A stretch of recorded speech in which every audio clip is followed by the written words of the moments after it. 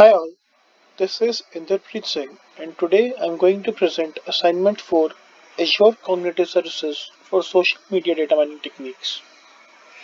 So what is cognitive services? Cognitive services are a set of machine learning algorithms that Microsoft has developed to solve problems in the field of artificial intelligence.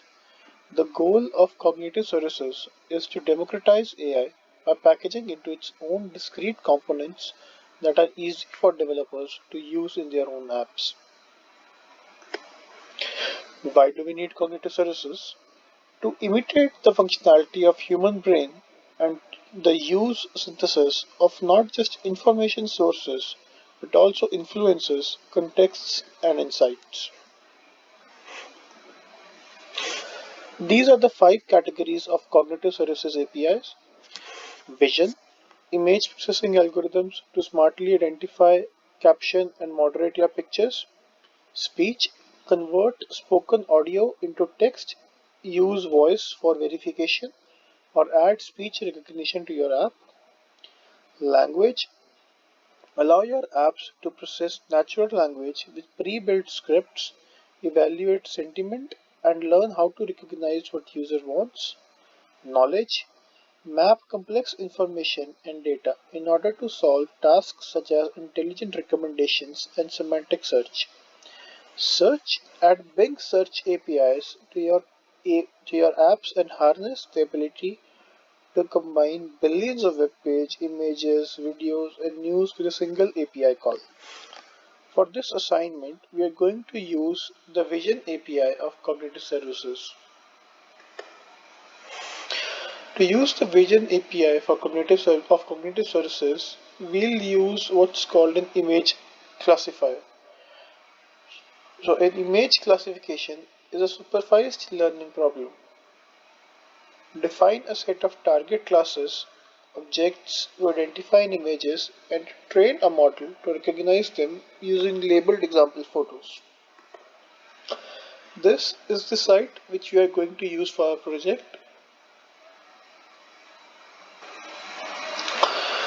So how we will work with this project is we'll go to the website shown in the previous slides, click on new project, enter the name, description, resource, project type, classification type and domain and click on create. Once the project is created, we'll click on add images and select all the images that we want to add to our dataset. Then we'll add tags to it and click on upload. Once all the files are uploaded, we'll train our model and check what's the precision, recall and AB percentage for our model.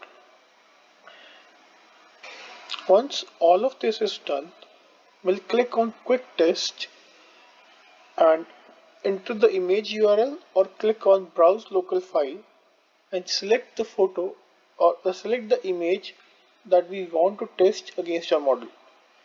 Once the test is run, it will give us the prediction rates for each and every tag to show how a photo matches with each tag. In this way, you can have an overview of about the performance of your model. For live demo, let's head to that website.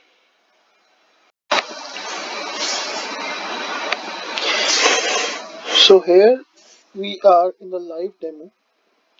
I've created the Friends project already to test whether the things that I want to implement or check are working or not. But here I'm going to run the project from the beginning. So I'll click on new project, type in the name of the project,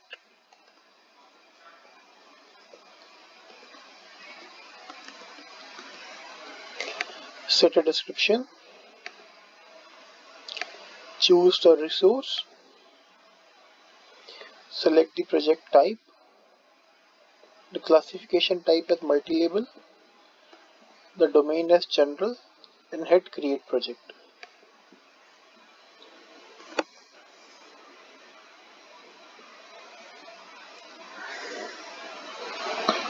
Now I'll click on add images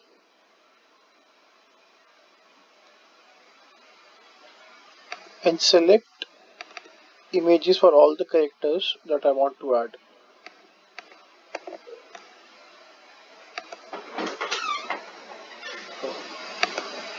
Now we enter the tag for it.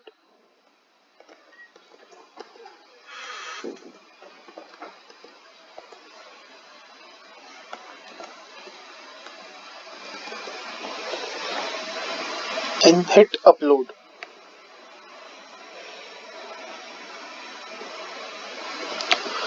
We'll do the same thing for all the other characters.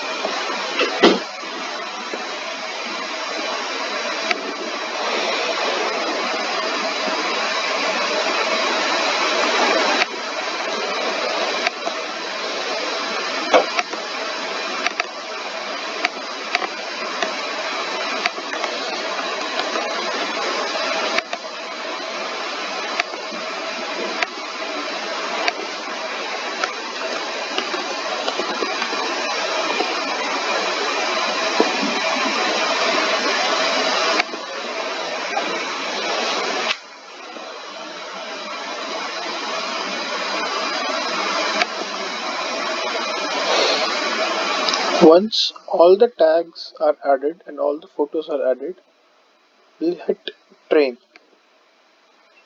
We'll choose quick training from these options. Now it will show you that training has started and it's labeled as iteration 1. So it will take some time.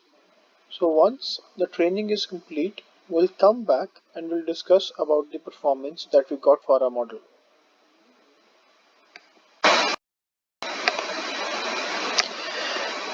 So the training of our model is done.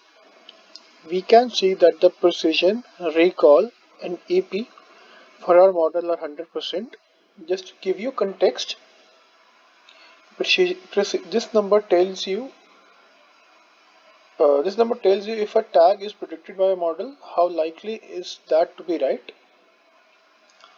Recall tells you that out of the tags which should be predicted correctly, what percentage did your model correctly find.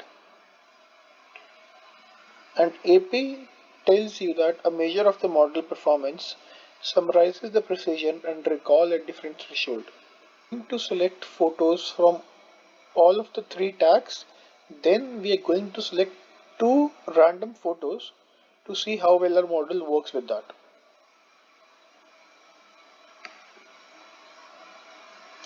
Let's first select a photo of Chandler.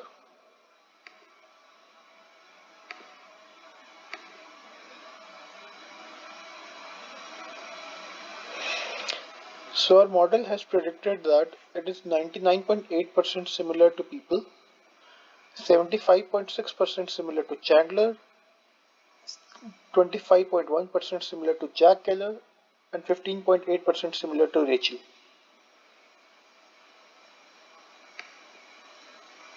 Now let's test the next character.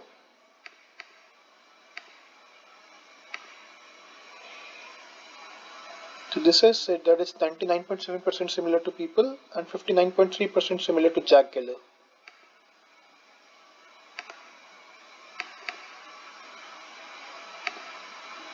Let's test Rachel here.